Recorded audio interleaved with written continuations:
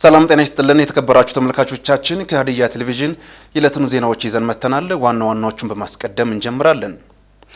የእንግሊዝኛ ቋንቋ ክህሎትን ማሳደግ በተማሪዎች ውጤት ላይ አይነተኛ ሚና እንዳለው ተጠቆመ። ምርትና ምርታማነትን ለማረጋገጥ የአፈር ደህንነትና ጤንነትን መጠበቅ ወሳኝ መሆኑን አቶ ኡስማን ስሩር ተናገሩ። ድህነትን ለማሸነፍ ብሎም የብዛ ዘርፍ የኢኮኖሚ እድገትን እውን ለማድረግ የቴክኒክና ሙያ ትምህርትና ስልጠና ዘርፍ አበርክቶ ጉልህ መሆኑ ተገለጸ። ከውጭ ትራምፕ በንግድ ዙሪያ ንግግር ለማድረግ ከፈለጉ የጣሉትን ታሪፍ እንዲያነሱ ቻይና አሳሰበች።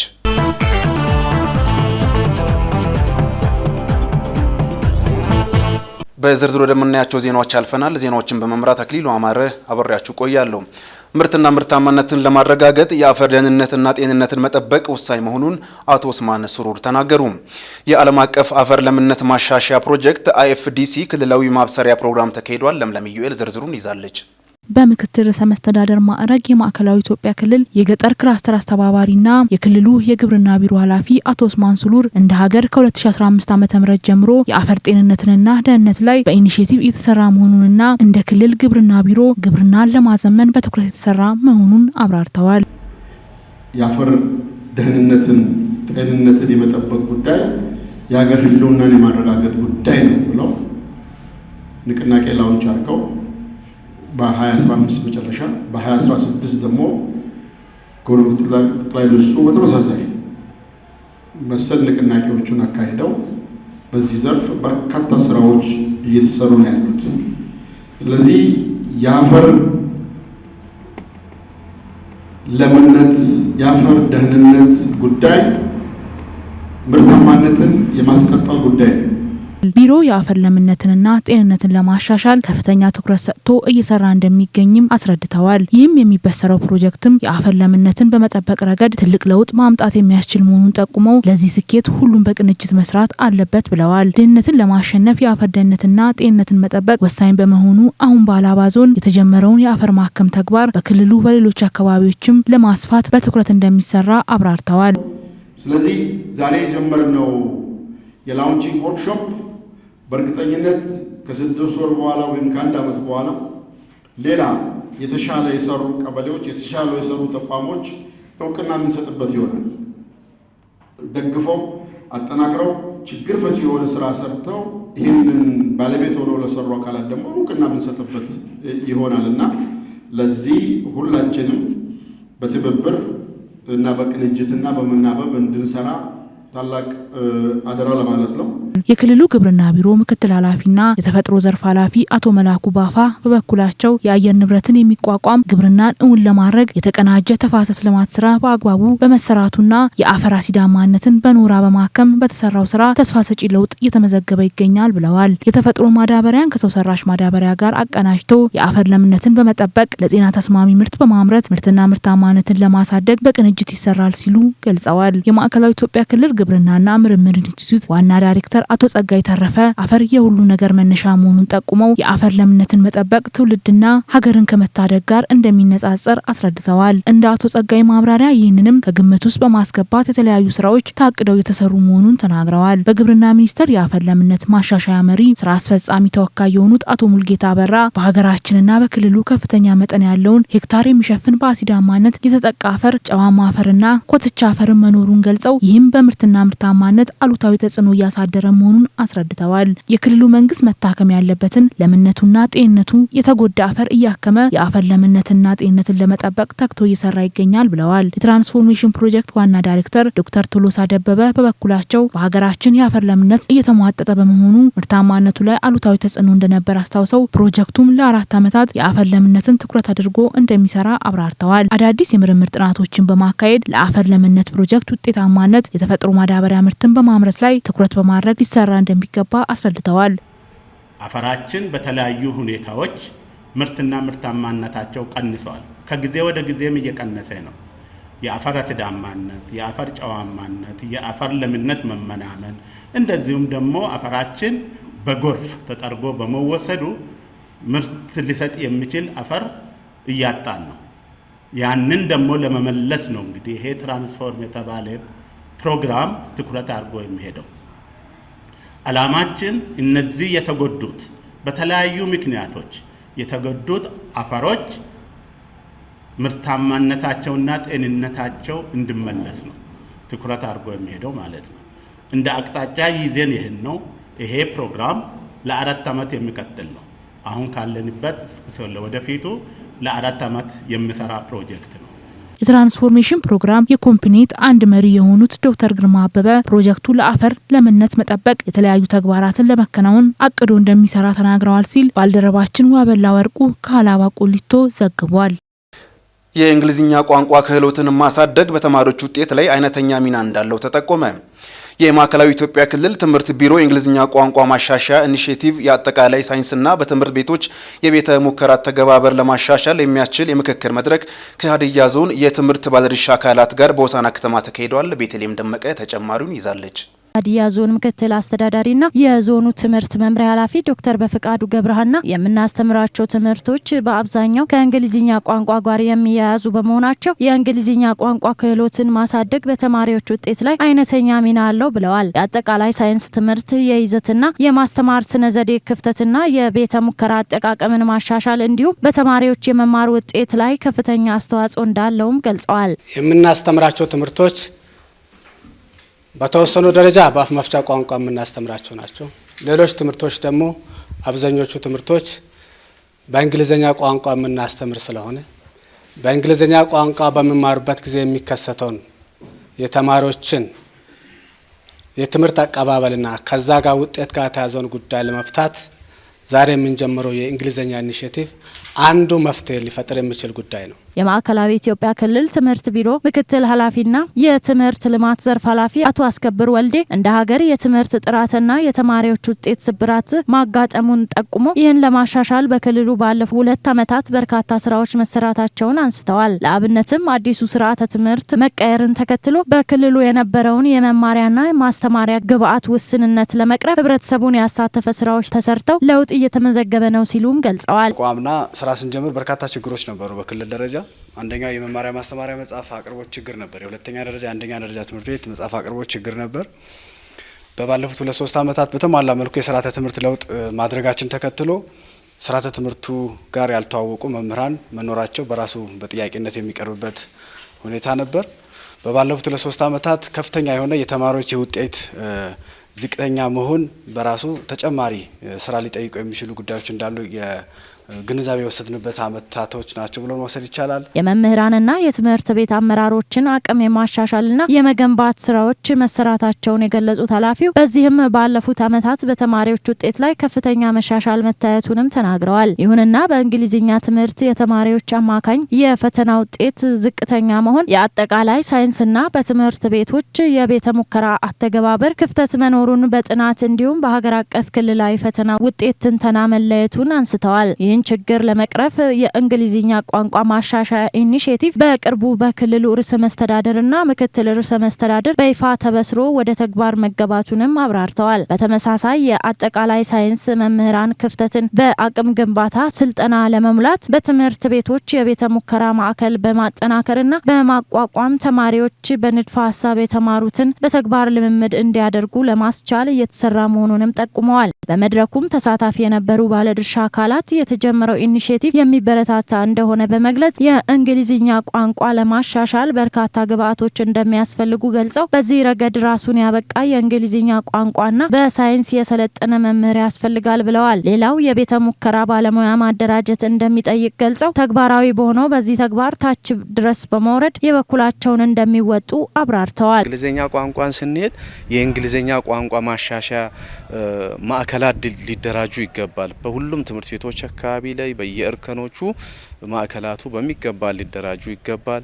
እንዲሁም ደግሞ ቤተ ሙከራዎችንም አንስተናል። ቤተ ሙከራዎች አሁን ያሉ ቤተ ሙከራዎች አሁን በወቅቱ የሚመጥኑ ሆኖ የሚገኙበት አይደለም። አሁን እንደ አጠቃላይ ሲታይ እነዚህ አስፈላጊ የሆኑ ፋሲሊቲዎችን በቤተ ሙከራ አካባቢዎችም ላይ ማሟላትን ይፈልጋል።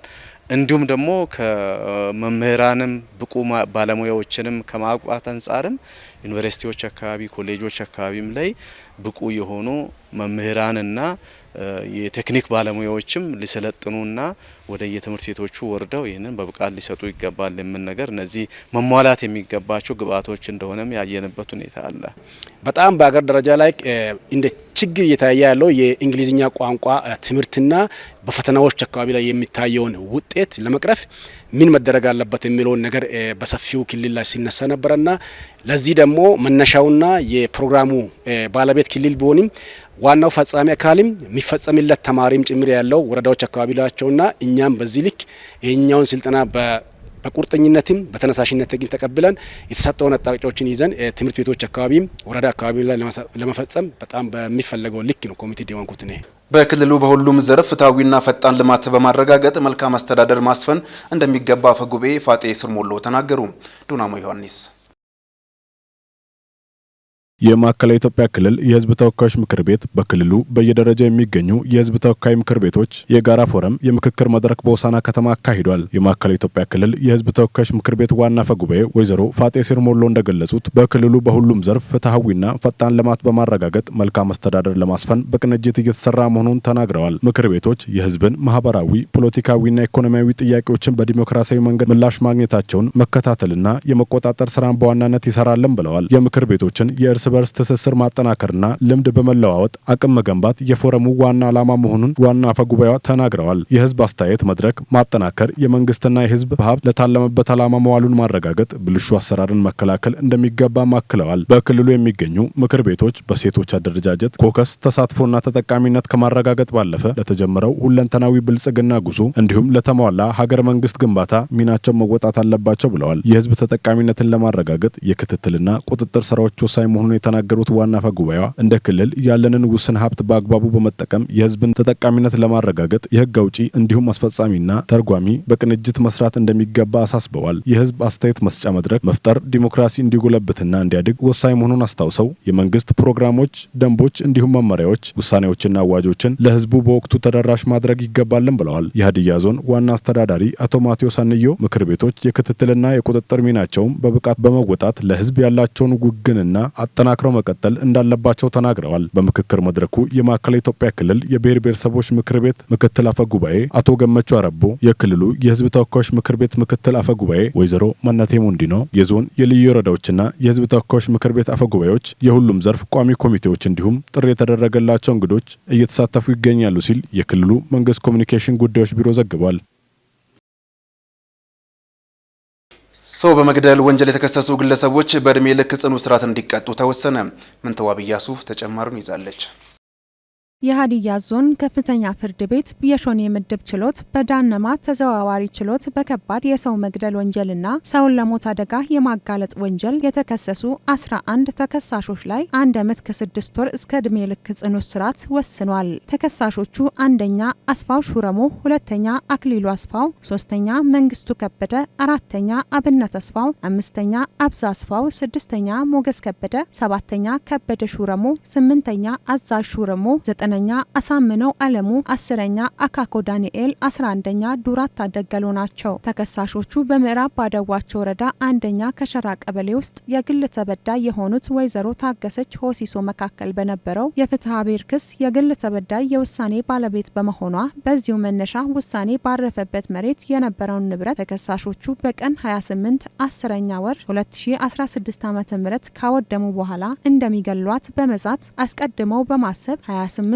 10ኛ ወር 2016 ዓ.ም ከምሽቱ 2 ሰዓት አካባቢ በከባድ ሁኔታ አሰቃይተው በመግደል አስክሬኗን ጥለው ጠፍተዋል። የምዕራብ ባደዋቸው ወረዳ ፖሊስ በዕለቱ ደርሶ አስክሬኗን ያነሳ በመሆኑ ተከሳሾቹ ሆን ብለው በፈጸሙት ከባድ የሆነ የሰው መግደል ወንጀል ተከሰዋል። ፖሊስ ጽሕፈት ቤቱ ባደረገው ብርቱ ክትትል ተጠርጣሪዎቹን በቁጥጥር ስር በማድረግ የሰውና የሰነድ ማስረጃ በማቅረብ የወንጀል ምርመራ መዝገቡን አጠናቆ ለሀዲያ ዞን ፍትህ መምሪያ ሾኔ ምድብ ችሎት አቅርቧል። አቅርቧል። ተከሳሾቹ በኢፌድሪ የወንጀል ሕግ አዋጅ ቁጥር 414 ህዝባር 96 አንቀጽ 33 ንዑስ አንቀጽ 1 ሀሌታዋና አንቀጽ 539 ንዑስ አንቀጽ 1 ሀሌታዋ ስር የተመለከተውን የሕግ ድንጋጌ በመተላለፍ ወንጀል ፈጽመዋል። በቀን 15 8ኛ ወር 2017 ዓ.ም የሀዲያ ዞን ከፍተኛ ፍርድ ቤት የሾኔ ምድብ ችሎት ዳነማት ተዘዋዋሪ ችሎት በተከሳሾቹ ላይ ውሳኔ አስተላልፏል። በዚህ መሰረት ከአንደኛ እስከ 5ኛ የነበሩ ተከሳሾች እያንዳንዳቸው በእድሜ ልክ ጽኑ እስራት እንዲቀጡ የተወሰነ ሲሆን 4ኛና 5ኛ ተከሳሾች በሌሉበት ውሳኔ ተሰጥቷል። 6ኛ ተከሳሽ የሆነው አቶ ሞገስ ከበደ ሰውን ለሞት አደጋ የማጋለጥ ወንጀል ተከሶ ለሕግ እጅ ባለመስጠቱ በተገኘ ጊዜ የፍርድ ሂደቱ የሚቀጥል ይሆናል። ከ7ኛ እስከ 11ኛ ድረስ ያሉ ተከሳሾች በቀረበባቸው ክስ እያንዳንዳቸው ከ1 ዓመት እስከ 6 ወር ጽኑ እስራት ተወስኖባቸዋል ሲል የምዕራብ ባደዋቸው ወረዳ የመንግስት ኮሚኒኬሽን ጉዳዮች ጽሕፈት ቤት ዘግቧል። ድህነትን ለማሸነፍ ብሎም የብዛ ዘርፍ የኢኮኖሚ እድገትን እውን ለማድረግ የቴክኒክና ሙያ ትምህርትና ስልጠና ዘርፍ አበርክቶ ጉልህ መሆኑ ተገለጸ። ነብዩ ዮናስ ተጨማሪውን ይዟል። ብሩህ አእምሮች በክህሎት የበለጸጉ እጆች በሚል መሪ ሀሳብ የተዘጋጀ የክህሎት ተግባራዊ ጥናትና ምርምር እንዲሁም አውደ ርዕይ በዱራሜ ከተማ ተካሂዷል። ምክትል ርዕሰ መስተዳድር ማዕረግ የገጠር ክላስተር አስተባባሪና የግብርና ቢሮ ኃላፊ አቶ ኡስማን ሶሮር በወቅቱ እንዳሉት ድህነትን ለማሸነፍና የብዝሃ ዘርፍ የኢኮኖሚ እድገትን እውን ለማድረግ የቴክኒክና ሙያ ትምህርት ስልጠና ዘርፍ አበርክቶ ጉልህ ነው ብለዋል። የተለያዩ አማራጮችን በመጠቀም በሁሉም ዘርፍ የላቀ ምርታ ለማስመዝገብ በእውቀት የበቃ የሰው ኃይል ማፍራት ከፍተኛ አስተዋጽኦ እንደሚያበረክትም ተናግረዋል። በክልሉ ከድህነት ለመውጣት የሚከናወን ጥረት ከግብ ለማድረስ በእውቀትና ክህሎት የበለጸጉ ተወዳዳሪ ዜጎችን ለመፍጠር በቅንጅት እየተሰራም ነው ብለዋል። የወቅቱን ዓለም አቀፍ ተለዋዋጭ ሁኔታ ያገናዘበ ገበያ የሚፈልገው እውቀት መር ክህሎት ስራ ፈጣሪ ዜጋ መፍጠር ያስፈልጋል። ለዚህ ደግሞ እንዲህ አይነት የእውቀት ሽግግር ማምጫ የቴክኖሎጂ የምርምርና የውድድር ኤግዚቢሽንና ባዛሮች ውድድሮች ትልቅ ሚና አላቸው። ይህን የእውቀትና ክህሎት ባንክን በማስፋት በማብዛት ተወዳዳሪ ዜጋ መፍጠር ከእያንዳንዱ አመራር ይጠበቃል። የኢፌዴሪ ቴክኒክና ትምህርት ስልጠና ኢንስቲትዩት የጥናትና ምርምርና የማህበረሰብ አገልግሎት ምክትል ዋና ዳይሬክተር ዶክተር ሀብታሙ ሙልጌታ በተቋማቱ የሚሰጡ ስልጠናዎች ጥራት ያላቸውና ምርታማነትን የሚያሳድጉ ትኩረት ሰጥቷል። ተቋማቱ የማህበረሰቡን ችግር ለመፍታት የሚረዱ የጥናትና ምርምር ስራዎችን ከማከናወን ባለፈም የአካባቢን ጸጋ መሰረት በማድረግ ተወዳዳሪ እንዲሆኑ እየተሰራም ነው ብለዋል። ኢንስቲትዩቱ በራሱ የስራ እድል መፍጠር የሚችል በሀገር ኢኮኖሚ ላይ እሴት የሚጨምሩ በዓለም አቀፍ ደረጃ ተወዳዳሪ ዜጎችን ለማፍራት በርካታ ተግባራትን በማከናወን ላይ እንደሚገኝም ተናግረዋል። የክህሎት የቴክኖሎጂና የችግር ፈቺ ጥናትና ምርምር ስራዎችን ይዘው መምህራን፣ ተማሪዎች ወይንም ሰልጣኞች፣ አሰልጣኞችና ኢንተርፕራይዞች ይወዳደራሉ። በዚህ ረገድ ውስጥ በዚህ ሂደት ውስጥ ትልቁ ጉዳይ የቴክኒክና ሙያ ስርዓቱን የማዘመን የማሰልጠንና ተወዳዳሪነትን የማምጣት ጉዳይ ነው የሚሆነው ማለት ነው። በመድረኩ በክልሉ የሚገኙ ቴክኒክና ትምህርት ስልጠና ተቋማት በእውቀትና ክህሎት የበለጸጉ ተወዳዳሪ ዜጎችን ለማፍራት መዘጋጀቱን የገለጹት ደግሞ የክልሉ ቴክኒክና ሙያ ትምህርት ስልጠና ቢሮ ኃላፊ አቶ አሰፋ ደቼ ናቸው። በክልሉ የሚገኙ 38 ቴክኒክና ሙያ ትምህርት ስልጠና ተቋማት የሚሰጡት የክህሎት ስልጠናዎች በጥራት ላይ የተመሰረቱ እንደሆኑም በርካታ ተግባራት እየተከናወኑ ነው ብለዋል። በዚህም የአካባቢን ጸጋ መሰረት ያደረጉና የማህበረሰቡን ችግር የሚፈቱ ቴክኖሎጂዎችን በመቅዳት ለማህበረሰቡ የማሸጋገር ስራ እየተከናወነ መሆኑን ገልጸዋል። ችግር ፈች ቴክኖሎጂዎችን በጥራት በመቅዳት በማሻሻልና በመፍጠር የህብረተሰቡን ተጠቃሚነት ዓለም አቀፍ ተወዳዳሪነትን ከማረጋገጥ አንጻርም በዋናነት ዓላማ አድርጎ እየሰራ ይገኛል። ለዚህም ስኬት የክህሎት ልማት በተግባራዊ ጥናትና ምርምር እና በቴክኖሎጂ ፈጠራ ውድድር እንዲሁም የኤግዚቢሽንና ሲምፖዚየም ስራዎችን በሰልጣኝ በአሰልጣኝ በኢንተርፕራይዝ ደረጃ በ38ቱም ኮሌጆች በ6 ክላስተሮች ውድድሮች እንዲካሄዱ ተደርጓል። በመርሃ ግብሩም የክልል የዞንና የልዩ ወረዳም ከፍተኛ አመራሮች፣ የቴክኒክና ሙያ ትምህርትና ስልጠና ተቋማት ኃላፊዎችና የፈጠራ ባለቤቶች ተገኝተዋል ሲል ኢዜአ ዘግቧል። ዲያስፖራው በልማትና በኢንቨስትመንት ዘርፍ በንቃት መሳተፍ እንዲችል ጠንካራ አደረጃጀት የተዘረጋ መሆኑን የኢትዮጵያ ዲያስፖራ አገልግሎት ዋና ዳይሬክተር አምባሳደር ፍጹም አረጋ ገለጹ። የኢትዮጵያ ዲያስፖራ ማህበራት ህብረት ምስረታ ጉባኤ በአዳማ ከተማ ተካሂዷል። ሊዲያ ጴጥሮስ ተጨማሪውን ይዛለች። በምስረታ ጉባኤው የሁሉም ክልሎችና የሁለቱ ከተማ አስተዳደሮች የዲያስፖራ ማህበራትና የክልሎቹ የዲያስፖራ አስተባባሪዎች ተገኝተዋል። የኢትዮጵያ ዲያስፖራ አገልግሎት ዋና ዳይሬክተር አምባሳደር ፍጹም አረጋ እንደገለጹት ዲያስፖራው በሀገር ውስጥና በውጭ ለሚኖረው ማህበራዊና ኢኮኖሚያዊ ተሳትፎ ለማጎልበት ጠንካራ አደረጃጀት እንዲኖረው እየተሰራ ነው። ጉባኤው በየክልሎችና የከተማው አስተዳደሮች በተናጠል እየተንቀሳቀሱ ያሉ የዲያስፖራ ማህበራት በጋራ በህብረተሰብ የሚሰሩበትን ማህበር ለመመስረት ያለመ ነው ብለዋል። በዚህም በየክልሎች የውጭው ዓለም የሚገኙ የዲያስፖራ ማህበራት የጋራ ህብረት ፈጥረው እውቀት፣ ቴክኖሎጂ፣ ትምህርትና ሀብታቸውን ወደ ሀገር በማምጣት በኢንቨስትመንት በልማቱ በመሳተፍ ራሳቸውን ሀገራቸውን እንዲጠቅሙ ለማስቻል መሆኑን አንስተዋል። ባለፉት 9 ወራት የዲያስፖራው ተሳትፎ መጨመሩን ጠቅሰው በአበባ ልማት፣ አትክልት፣ ፍራፍሬ፣ ቡናና ሌሎች ዘርፎች መሳተፍ እንደሚገባው ገልጸዋል። በተጨማሪም በዲጂታል ኢኮኖሚ ግንባታ ዲያስፖራው በንቃት እንዲሳተፍ እድል የፈጠረ መሆኑን ጠቅሰው አሁንም ዲያስፖራው በስፋት የእድሉ ተጠቃሚ እንዲሆኑ ለማስቻል ነው ብለዋል። ዛሬ እንግዲህ በኢትዮጵያ ውስጥ በየክልሉ እየተንቀሳቀሱ ያሉ የዲያስፖራ ማህበራት በተደጋጋሚ ጊዜ በምናደርጋቸው ውይይቶች ወደ አንድ ማህበር ማለት ያሉት ማህበር እንዳለ ሆኖ ግን በጋራ በህብረት የሚሰሩበት ማህበር እንዲኖራቸው ሲጠይቁ ነው የነበረው። የተለያዩ ጥናቶችና ውይይት ሲደረግ ቆይቶ በዛሬው ዕለት እንግዲህ እሱን ለመመስረት ምክክር እየተደረገ ነው ያለው ማለት ነው። የኦሮሚያ ዲያስፖራ ማስተባበሪያ ዋና ዳይሬክተር አቶ አሚን ጁንዲ በበኩላቸው በውጭ ዓለም ያሉ የክልሉ ተወላጆች በማህበራዊና ኢኮኖሚያዊ ልማት በንቃት እየተሳተፉ ይገኛሉ ብለዋል። ባለፉት 3 ዓመታት ከ700 በላይ የዲያስፖራ አባላት በተለያዩ የኢንቨስትመንት መስኮች እየተሳተፉ ሲሆኑ በተለይም በትምህርት ቤቶች፣ ጤና ተቋማትና ሌሎች መሰረተ ልማቶች ጭምር በመገንባት ለማህበረሰቡ አገልግሎት እንዲውል የበኩላቸውን እየተወጡ መሆኑን ገልጸዋል። የህብረቱ መመስረት በየክልሎቹ ያለውን የዲያስፖራ ማህበራት ጠንካራ አቅም በመፍጠር ከሀገር ባለፈ ዲያስፖራው ስለ ሀገሩ ወጥነት ያለው ትክክለኛ መረጃ እንዲያገኙ የሚረዳ መሆኑን አንስተዋል። ዲያስፖራው ብዙ ጊዜ ይደራጃል፣ ወዲያው ተመልሶ ይፈርሳል፣ ዲያስፖራው ሙሉ ኢንፎርሜሽን የለውም የሚሉትን ነገሮች በሙሉ ሊያጸዳ የሚችል በአንድ ተቋም ስር ተደራጅተው ለመብታቸውም የሚከራከርላቸው እና ደግሞ እውነተኛውን ኢንፎርሜሽን የሚሰሙበት ቦታና እንደ መንግስትም እነሱን ሚና ከኋላ እኛም መረዳት የምንችለው ህጋዊ የሆነ ማህበር ለመመስረት ነው። የአዲስ አበባ ዲያስፖራ ማህበር የቦርድ ሰብሳቢ አቶ ዘለቀ ገሰሰ እንደገለጹት ዲያስፖራው በሀገር ጉዳይ እየተሳተፈ መሆኑን አስታውሰዋል። የኢትዮጵያ ዲያስፖራ ህብረት መደራጀት ወጥነት ያለውና ሁሉን አቀፍ የሆነ ጠንካራ አደረጃጀት ያለው የኢትዮጵያ ዲያስፖራ እውን እንዲሆን የሚያደርግ መሆኑን ተናግረዋል። በዚህም በሀገር ውስጥም ሆነ በውጭ ዓለም የተቀናጀ የተናበበ ስራ ለመስራት ዲያስፖራው በኢንቨስትመንትና በሀገር ልማት ንቁ ተሳትፎ እንዲኖረው የሚያስችል መሆኑን አመልክተዋል። እንደ ኢዜአ ዘገባ የህብረቱ መመስረት ሀገር ውስጥ ያሉትን ብቻ ሳይሆን በውጭ ያሉትን ዲያስፖራ በእውቀት፣ በቴክኖሎጂ ሽግግር፣ በኢንቨስትመንትና በልማት እንዲሳተፉ ሰፊ የማነቃቃት ስራ ለመስራት እድል የሚፈጥር መሆኑን አስታውቀዋል። በማህበር ሆነን ተደራጅተን ጥሩ ነገር አሁን እኮ እድገት እየታየ ነው ኢትዮጵያ ውስጥና የዛ እድገት ተሳታፊ ሁኑ።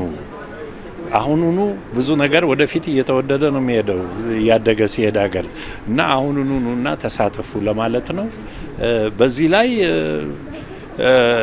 ይሄ ኮንሰርቲየም ወይም የማህበራት ማህበር ትልቅ አስተዋጽኦ ያመጣል ብለን ተስፋ አለን።